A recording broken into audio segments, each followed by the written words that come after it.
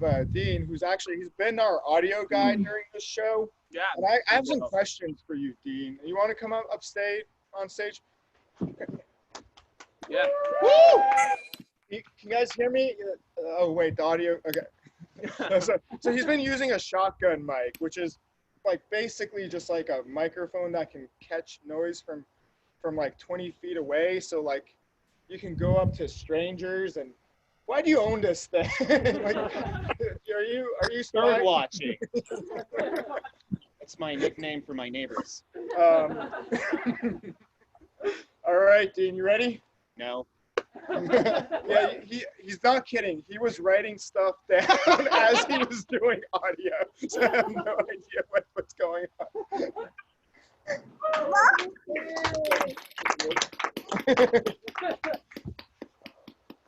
All right, guys, how's it going?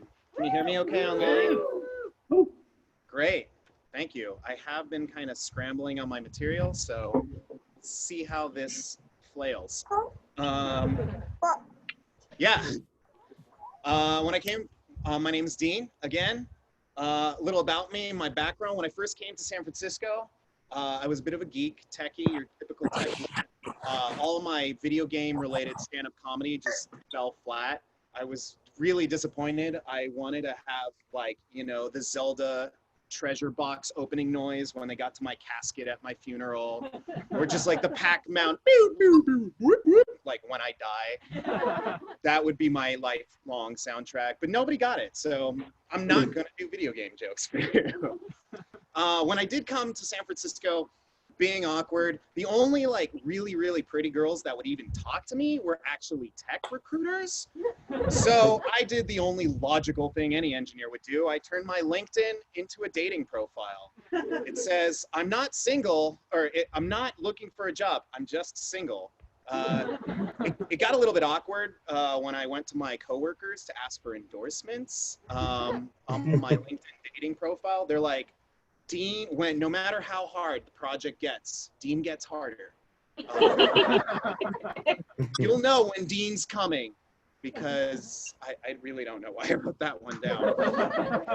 Skills include JavaScript, SQL, and cunnilingus. He can unlatch a bra while knitting with the other hand, apparently. Didn't really get me very far. And sorry. I tried to be more masculine after that, because obviously being a tech geek just didn't go far enough.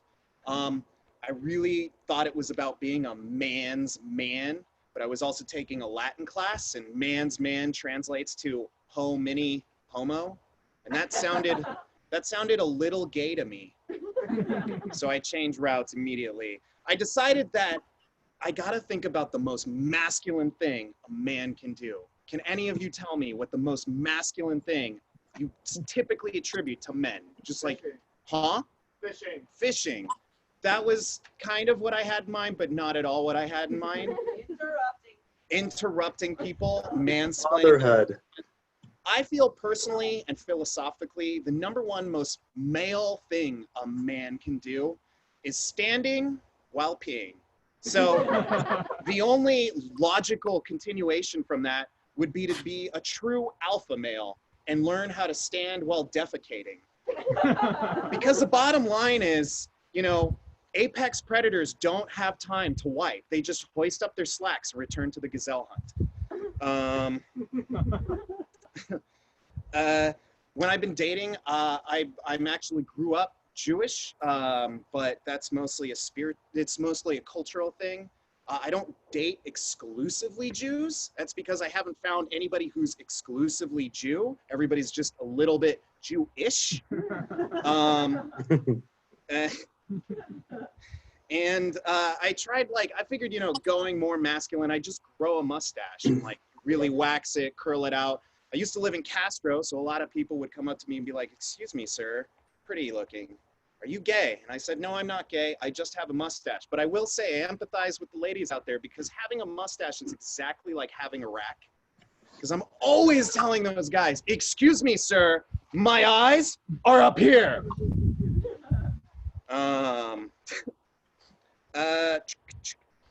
one of the times in my past relationship, I was waxing my mustache, but I didn't realize I got my mustache wax mixed up with my ex's bikini wax. And I was walking around, and I have to tell you, I didn't get a really positive response around San Francisco. The Antifa did not like the landing strip. Made things a little bit awkward.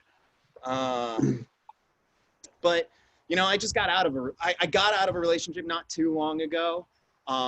And honestly, that was a bit chaotic. So I have to say COVID has been a really nice change of pace. You know, I've been emotionally distancing for up to 12 feet for several months now. So the like 6 feet, you know, physical distance has just reinforced it for me. And I've been like trying to think, you know, I've been developing, I don't know about you guys, but I have way more garbage lately since COVID started. Just everything's coming in, lots of Amazon packages. I believe the way forward is compost. And the real question is, are we composting our dead people? Because I think that's where the future lies. I mean, honestly, I don't trust America anymore to like get us out of this disaster we're in. I feel like, you know, Donald Trump has no fucking idea what he's doing. At least if I went and lived in Iran, ISIS knows how to enforce face coverings, okay? I can trust the people there. And like, you know, it's just, man, I lost my spot. And I feel like Donald Trump's got like a zero tolerance policy that actually has greater than zero error tolerance in his policy. And that's not what I want.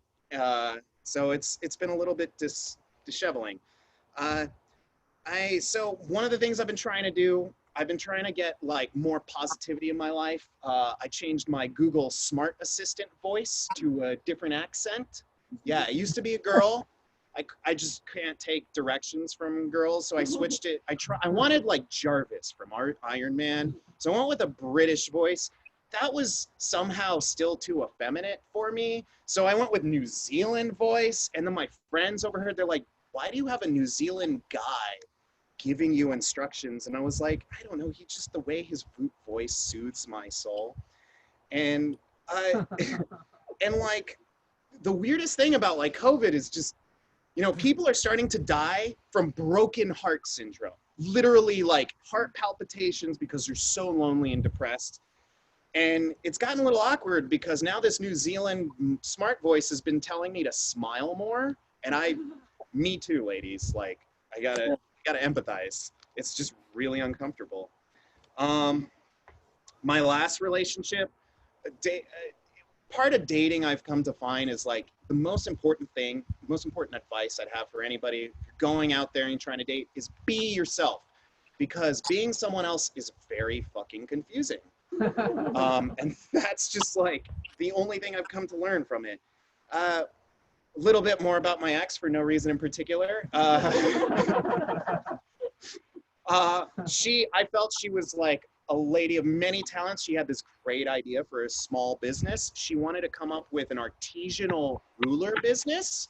I felt that was a great idea. The best part about artisanal rulers is, you know, every single one is unique. No two rulers are exactly the same. And I find like that's great for like normal everyday things like measuring your junk, because who needs that level of accuracy? It's much more accurate than, say, a banana. And really, it's like, it's a woman-owned business. So I'm really tired of the patriarchy mansplaining mathematical accuracy to me half the time. I feel like this would just be the right way to go.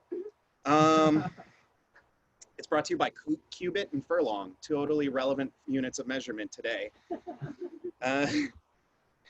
And I feel like, you know, this is not the first genius idea I've heard. She was really proud of switching down to 0% nicotine vapes, the Juuls, which is really impressive. So I have to give her that. But continuing to every single day have like this addictive thing, like flavored 0% Juuls are like the LaCroix of air.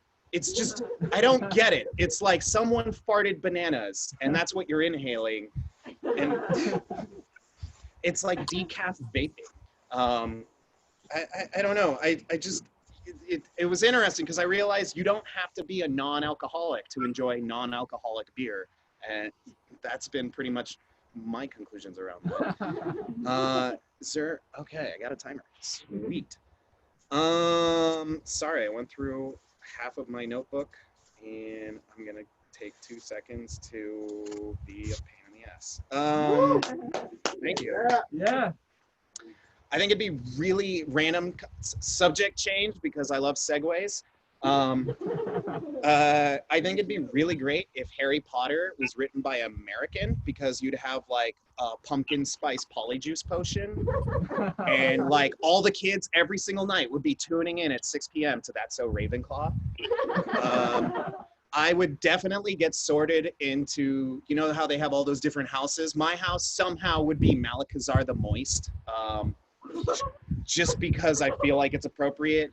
I bet you if it was written by an American, like Harry Potter, I wouldn't get an acceptance letter. I would get a rejection letter and it would say, look, we didn't accept you into Hogwarts, but you can go with our sister school, the University of the Phoenix online for internet magic classes. You know, you'd have to wear sorting sandals to figure out which house you're in.